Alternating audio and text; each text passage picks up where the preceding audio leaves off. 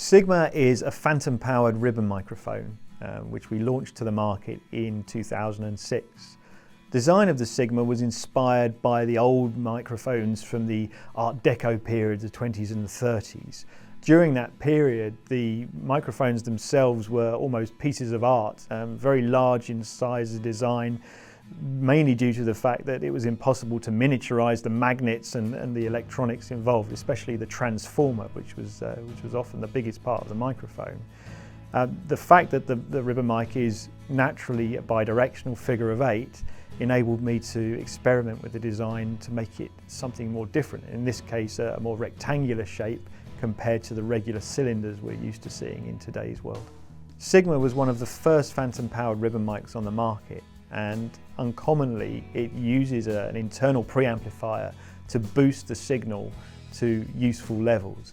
In common with all other ribbon microphones, the Sigma is effectively a dynamic microphone. It uses a very, very thin film of aluminium suspended between two powerful magnets, and the sound pressure induces electrical current, which then becomes your audio signal. Now, in a passive ribbon microphone, this signal output is extremely weak and requires a lot of gain to actually get to a useful output level. However, as you increase gain, more often than not, you increase the noise behind that. And that can cause problems, of course, in the quality of your recording. By employing an internal preamplifier in the circuit, the signal is boosted to a level very similar to that of a condenser microphone. So therefore, the output level is perfect, requires much less gain, and gives you a much quieter, much more accurate sound reproduction.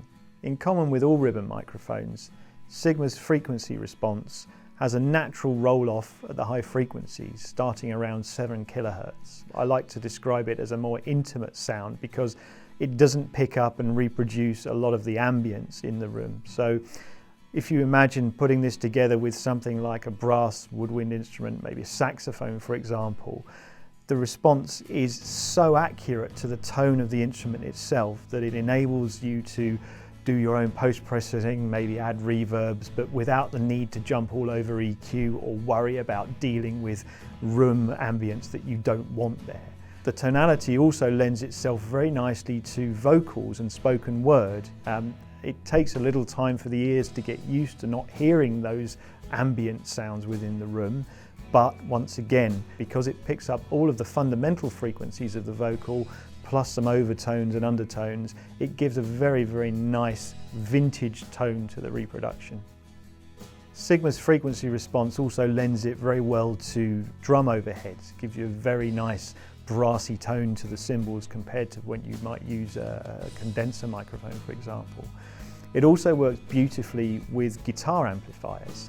Most guitar amplifiers don't output much over 10 kilohertz, so by mapping the frequency response of the Sigma to that of the guitar amplifier, you get a perfect match, and the result is one which is very much an identification of the guitar and the amplifier you're using. Very easy to pick out the brands that you're hearing there, for example.